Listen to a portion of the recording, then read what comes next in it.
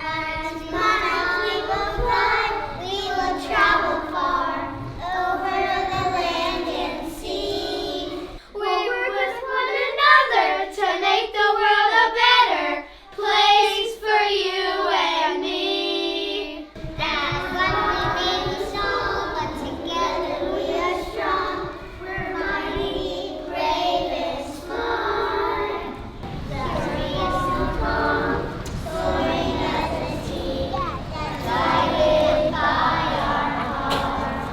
That's why we are called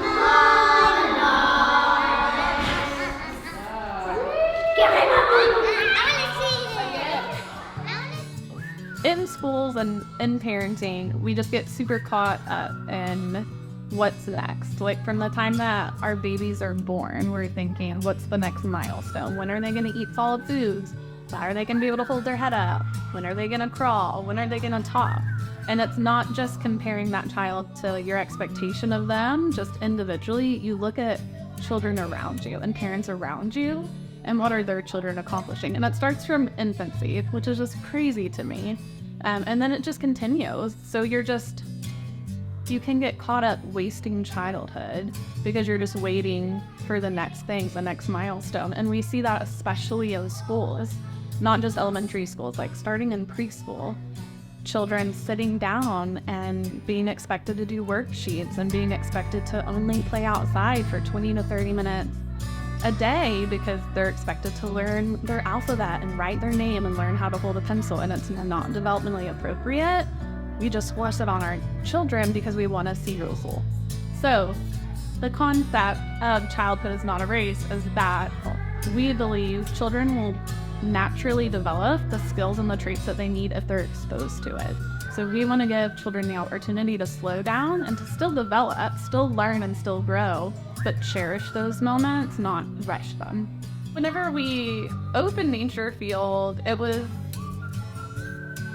like looking back, we were really just doing it based off of like passion and not knowing every single detail that was going to go into it. So we really jumped into it. I think we could have waited 5 years and not opened it until now. Like had we known every single thing that was going to go into it. But I'm so thankful that we didn't wait because we've been able to create something beautiful with the children in our school right now.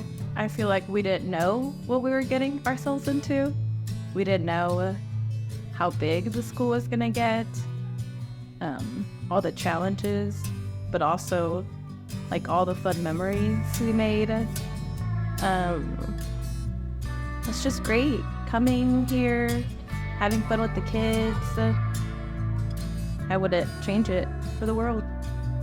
We saw that there's just a lack of this type of school in the community, especially that's accessible. So there are developmentally schools in Oklahoma, but if you look at their tuition, they can feel inaccessible to the community. So we really wanted to start something that, no matter which way you look at it, private school is a luxury, but we wanted to make it as accessible as we could. So in doing that, we launched 5 years ago with 11 students, and 2 of them were my kids. 2 of them were Julio and Rory, and 2 teachers. So it was just me and Cynthia. And that first year is when COVID hit. And so spring break of our first year, we never came back to school. So it has just been one challenge after another, which can feel like, oh no, this is going to lead to burnout. So we had a pandemic, we had a building move, we had construction issues, and just like everything that goes into owning a business.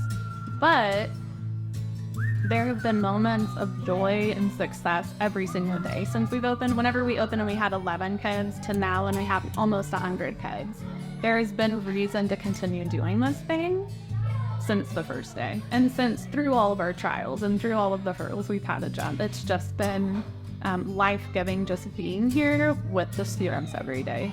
And so yeah, retrospectively, we really jumped into this like living on a dream, but it's turned into something so beautiful. And I'm glad that we didn't know what was going into it. I want to say thank you to everyone that has supported, volunteered in any way, shape, or form. We really couldn't have done it without you guys.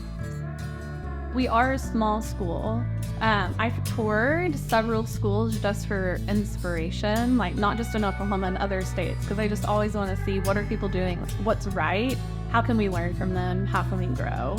And what I have learned is that schools have a staff of probably like a dozen people, to where we have myself and Cynthia working behind the scenes, like in the office.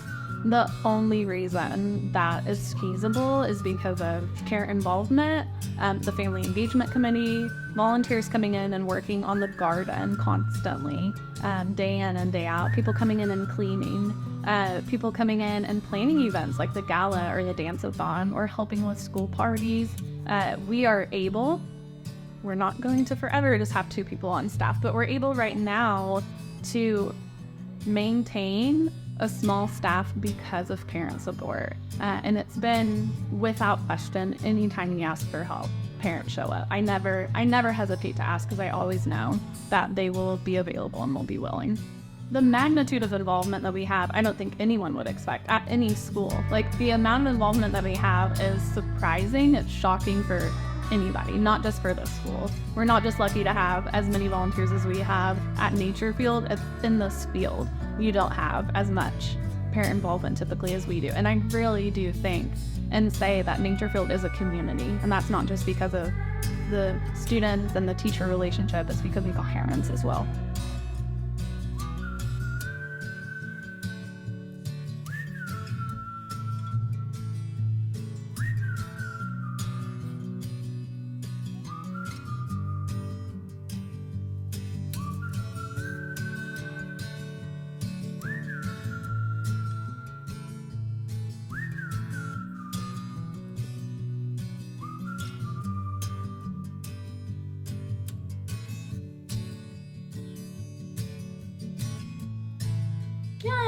Made of 100. The child has 100 languages, 100 hands, 100 thoughts, 100 ways of thinking, a playing of speaking, 100, always 100 ways of listening, of marveling, of loving, 100 doors for singing and understanding, 100 worlds to discover, 100 worlds to invent, 100 worlds to dream. The child has 100 languages, 100 and 100 and 100 more, but they steal 99. The school and the culture separate the head from the body. They tell the children to think without hands, To do without head. to listen and not speak, to understand without joy, to love and to marvel only at Easter and Christmas. Tell the child to discover the world already there, and of the 100, they steal 99. They tell the child that work and play, reality and fantasy, science and imagination, sky and earth, reasons and a dream are things that do not belong together.